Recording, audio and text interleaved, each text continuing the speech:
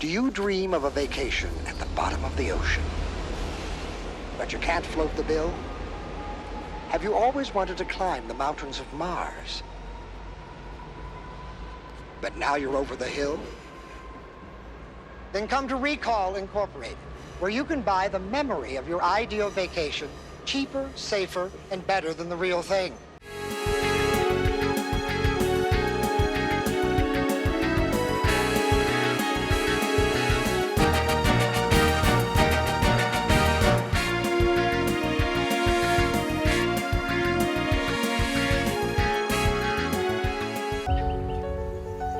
We're saving ourselves from an extinction of experiences. We want to be able to experience wilderness and wide open spaces and big open roads. Good morning. I'm your personal trainer, and I got a great workout for you today. Let's go. Be in this moment with me. I'm taking up your incline at 3, 2, 1. Let's go. I'm with you right here. Come with me. What if we viewed the stuff that gets thrown into our lives, the adversity that we face, as something we get to work with? We hold these truths to be self-evident, that all men are created equal, that they are endowed by their Creator with certain unalienable rights, that among these are life, liberty, and the pursuit of happiness, that to secure these rights, governments are instituted among men, deriving their just powers from the consent of the governed. America is a battlefield right now. In just a few weeks, the economy has gone from a relative stability to near complete ruin, under the camouflage of a public health crisis which bears the hallmarks of a hoax. I don't want to get into ancient history, but 40 years ago, Ronald Reagan and his international partner, Margaret Thatcher, argued that a return to laissez-faire economics would improve life for the working man. The core thesis of this neoliberal argument was that the power of raw capitalism must not be restrained. The central pillars of this thesis were deregulation of industry, free trade, and reducing taxes on the rich. Even before the government began the economic oppression related to COVID-19, things weren't very good for the working man. Since the start of the great neoliberal experiment, the rich have become obscenely wealthy. The poor are so destitute they are living in tents and vans, if they can afford them, and the middle class has been crushed. I mention this again because it strikes me that most people don't realize that they are collateral damage in a war, but also that even if they do, they don't recognize the opposing armies. One side has Barack Obama and his lieutenant, Joe Biden, out in front. These two screwed the working man as hard as they could. Their betrayal of their campaign promises was as comprehensive as the promises themselves were cynical. This isn't time to rehash the litany of their treachery. We must only remember how hard they fought for the Trans-Pacific Partnership, the TPP. This was the free trade agreement from hell. Its primary objective was to completely remove all government regulation over the operations of the multinational corporations. Because we, the people, are the government, this means that Obama and Biden fought to repeal our God-given right to govern our country, including how we regulate the activities of the multinational corporations.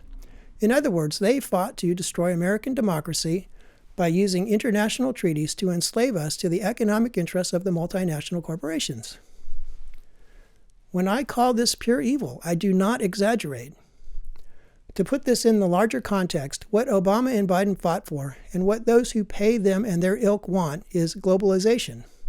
At its foundation, this is an economic philosophy which looks at the entire world as one economy which should be divided up by local specialization to maximize efficiency and profit.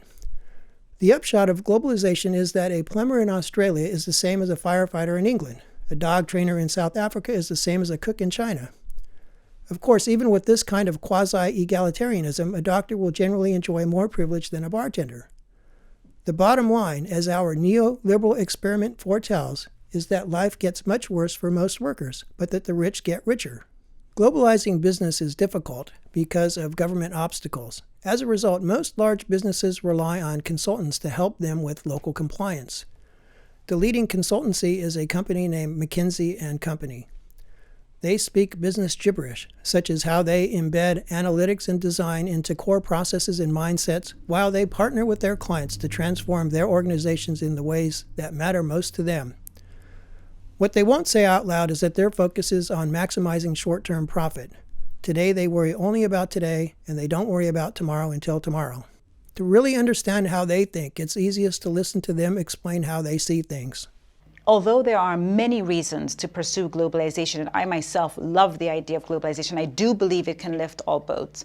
The problem is the only way that you can have effective globalization is if you have global institutions who oversee the aspects of the key pillars or the tenets of globalization: trade, capital flows, and immigration.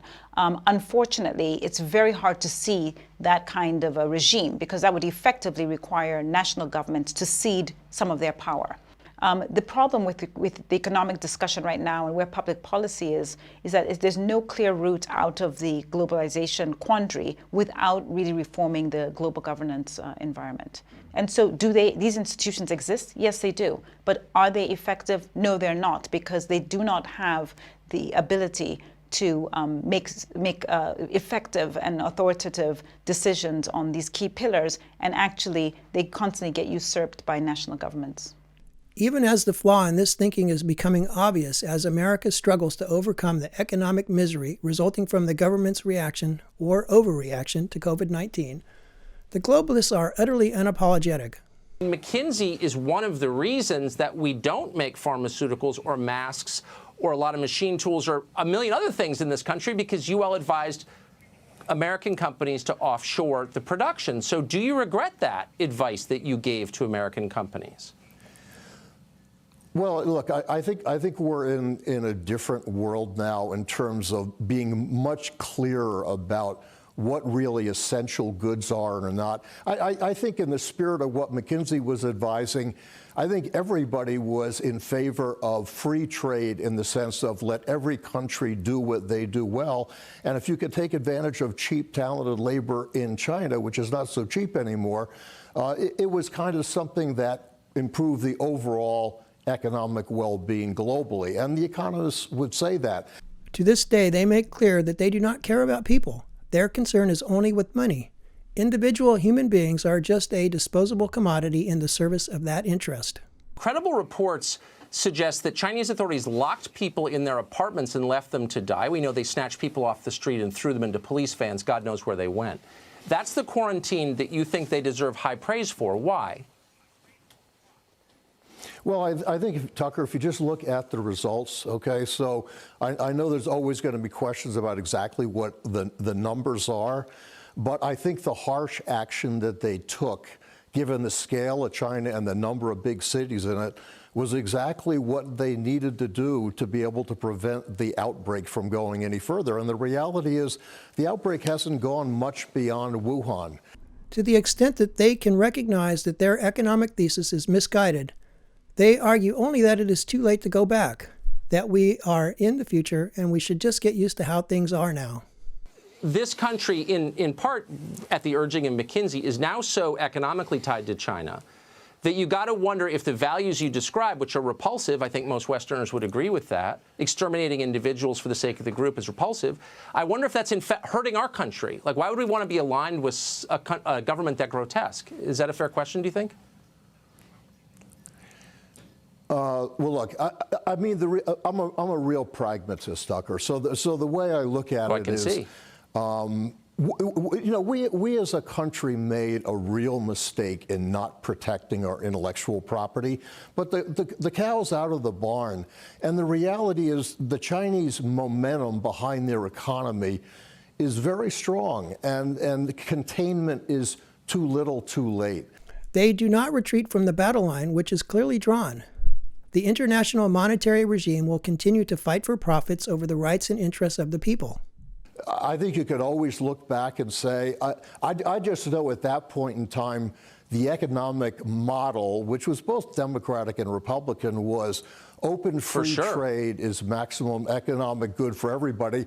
And I just don't think people really paid attention to what are the risks, what are the second order consequences. And frankly, one of the wake-up calls coming out of this virus is going to be people are going to sit down and say, what are we willing to give up in terms of economic efficiency in exchange for security? And that'll be a good discussion. I think you're absolutely right. Different decisions. Obviously, on the other side of the battle line are the people. and their freedom to govern themselves according to their national interests. At this point, Trump is out in front, but populism has been spreading around the world as the public is awakening to how much they've been lied to and cheated. I have no doubt that COVID-19 was created in a lab by the Chinese in violation of the Biological Weapons Convention. However, I'm not prepared to conclude that it was deliberately released on the public. That said, it is clear that the Chinese were negligent upon their discovery that the virus had escaped the lab. I am prepared to conclude that we are suffering through a hoax. The government has provided no evidence either that COVID-19 is more contagious than the flu or that it is more dangerous than the flu. Furthermore, none of the government's projections about how serious the threat is or how we would flatten the curve, so to speak, have proven to be correct. In fact, the government's projections were wildly mistaken, to the prejudice of the people, I might add. Where I live, there is no social distancing or mask wearing in the ghetto, exactly where you'd expect to find infections. Even with all of the drug use and shit on the sidewalks, there are almost no reported deaths. Nevertheless, the government shut down the economy and thereby deliberately inflicted untold financial pain on the people. Further, while the government has lied about providing aid to the people in paltry amounts, it has backstopped all potential losses the money lenders may suffer, and it has provided liquidity for the rich to acquire assets which are becoming distressed by the financial instability. This, I absolutely do believe, was intentional, the intentional exploitation of an opportunity. Further, from how well the plan has been executed, by which I mean the politicians being manipulated as useful idiots with very little hard data input, I suspect that the plan has been in development for a long time. While most of the public is hiding from shadows and phantoms, believing that a cloth mask will protect them from everything which threatens them, their real enemy is gaining ground. The people have Trump, but this is not enough. He is one man beset by skullduggery. The only way this war can be won is if the people stand up for their freedom.